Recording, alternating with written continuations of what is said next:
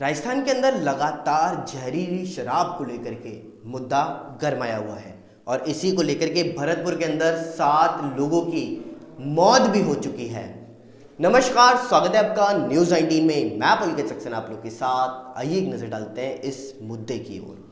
आप सभी को बता दूं कि आज शराबबंदी को लेकर के मंथन किया जा रहा है और इसी को लेकर के हाई पावर कमेटी की बैठक भी चल रही है, जिसके अंतर्गत आप सभी को बता दूं स्वास्थ्य मंत्री डॉक्टर रघु शर्मा और इस बैठक को ऊर्जा मंत्री बीडी कल्ला की अध्यक्षता में किया जा रहा है।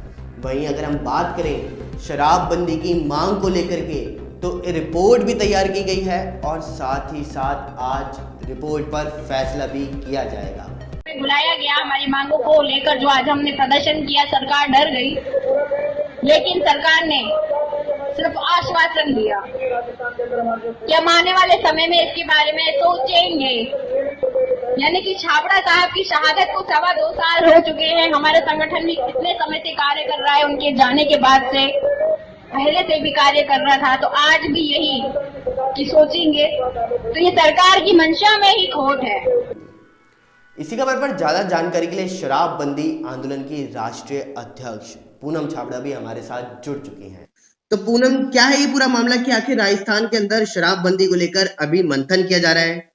देखिए, मैं इस पे कहना चाहूंगी कि अगर सरकार किसी भी तरीके का कोई पॉजिटिव रिजल्ट लेकर आती है, मंथन पॉजिटिव निकलता है कि राजस्थान में शराबबंदी हो सकती है और वो कर सकते हैं, तो मैं शराबबंदी आंदोलन की राष्ट्रीय अध्यक्ष होने के नाते उनके फैसले का मैं स्वागत करती हूँ। हम लोग चाहते हैं कि राजस्थान में शराबबंदी हो, लेकिन जहां तक मैं सरकार को और इनके मंत्रियों को जानती हूँ, ये लोग वो कहावत सिद्धार्थ करते हैं कि मुंह में राम और बगल में छुरी।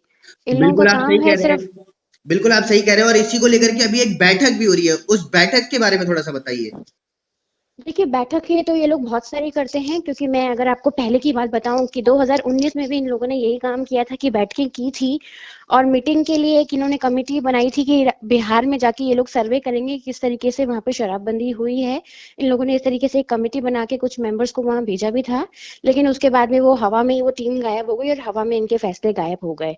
तो ये मीटिंग्स इनकी चलती रहती हैं। अगर इस पे कोई लोग पॉजिटिव फैसला लेते हैं तो वो बहुत मुश्किल लगता है मुझे, क्योंकि पहले भी बहुत सारी बैठकें हुई हैं, मीटिंग्स हुई हैं, और ये लोग सिर्फ बात ही करते हैं कि हम लोग शराबबंदी करेंगे और इस पे कुछ रिजल्ट लेकर आएंगे।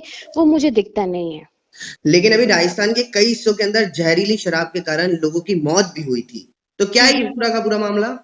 देखिए, मामला यही है कि जब मैं आपको बताऊंगी कि पिछली सरकार थी, उस समय जो हमारे शराब से होने वाली आय थी वो थी लगभग 6,500 करोड़ रुपए का हमें राजस्व प्राप्त होता था सरकार को। लेकिन अब इन लोगों ने इतना बुरा टारगेट कर दिया है सरकार ने आने के बाद, जिससे हमें इतनी ज्यादा अपेक्षा थी कि ये लोग शराबबंदी पे एक सफल निर्णय लेंगे और शराबबंदी करेंगे। वो तो इन्होंने किया नहीं और उल्टा इन्होंने 14 से 15,000 करोड़ रुपए का राजस्व इस साल टारगेट किया है।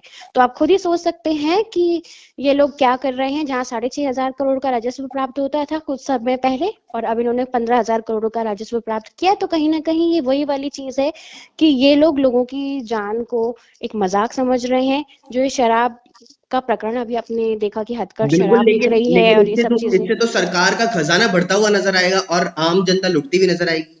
बिल्कुल वही मंशा है ना, तभी तो इतनी सारी मौतें हो रही हैं, इतनी सारी हथकढ़ शराब बन रही है, इतनी सारी शराबें जो हैं फैक्ट्रियां ये लोग अवैध तरीके से खोल के बैठे हैं, दुकानें खोल के बैठे हैं, एक दुकान के लाइसेंस पे 6 दुकानें खोल के बैठे हुए हैं। तो कहीं ना कहीं सरकार मिली हुई है, कहीं ना कहीं राजस्व का बहुत बुरा लालच भी है, कहीं ना कहीं काला धन कमाने की प्योर मंशा है इनके दिल में। इनकी जेब में जो काला धन जा रहा है वो कमाने की मंशा है, लोगों की जान है कोई मायने नहीं रखती इन लोगों के लिए।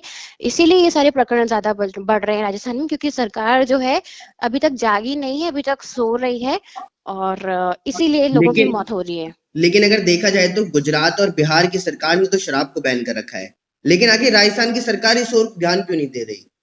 बिल्कुल वही मंशा है कि इन लोगों को सिर्फ अपने जेब में जाने वाली जो आय है, जो काला धन है, वो बहुत ज्यादा प्यारा है।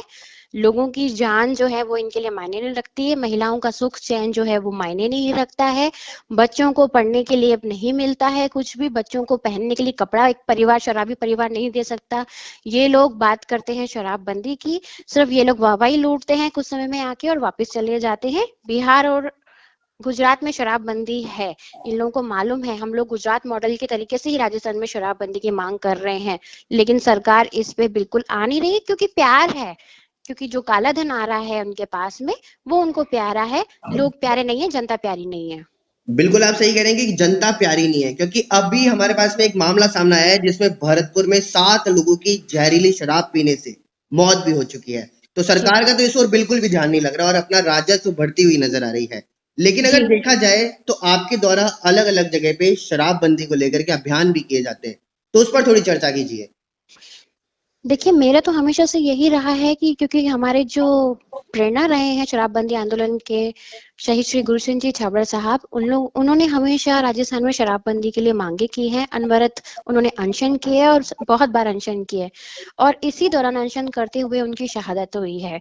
वो उन्होंने हमेशा यही चाहा कि महिलाओं को, हमारे भाइयों को जिस तरीके से शराब की वजह से मानसिक हानि हो रही है, शारीरिक हानि हो रही है, एक साइकिक तौर पे हानि हो रही है, पैसों धन की हानि हो रही है, उससे बचाने के लिए उन्होंने हमेशा प्रण किया। लेकिन इसी आंदोलन के दौरान उनकी शहादत हुई, सरकार इस बात को समझ नहीं पाई और उनका इतिहास एक काले इतिहास के रूप में राजस्थान में दर्ज किया गया। लेकिन उन्हीं की लेकिन मांगों को अगर लेकर लेकिन हम अगर लोग देखा आगे बढ़ जाए रहे हैं। तो मैं आपको बताऊं, जो अभी बैठक चल रही है वह बैठक बीडी गल्ला की अध्यक्षता में कर रही है और उसके अंदर स्वास्थ्य मंत्री रघु शर्मा भी मौजूद हैं। तो आपको क्या लगता है इस बैठक में कोई निर्णय निकल सकता है? देखिए, मैंने वही बात कहा कि मुझे लगता नहीं है कि निर्णय निकलेगा, लेकिन अगर निकलता है तो हम उसका स्वागत करते हैं, क्योंकि वही बात है ना कि ये लोग मीटिंगें बहुत करते हैं, हम लोगों के साथ में मीटिंग करते हैं, हमारे संगठन के साथ में मीटिंग करते हैं, तब ये लोग रिस्पॉन्ड करते हैं कि हाँ हम इस पे पॉजिटिवली कार्य करेंगे, लेकिन वो कुछ दिनों की ही बात होती है, उसके बाद में सब कुछ रफू चक्कर हो जाता है, उसके बाद में सब गायब हो जाता है। तो चलिए, आप इस पर ज्यादा जानकारी देने के लिए आपका बहुत बहुत धन्यवाद। आगे भी आप हमें जानकारी देते रहिएगा। धन्यवाद, धन्यवाद। इस खबर पर इतना ही। देखते रहिए न्यूज़ 19। नमस्कार।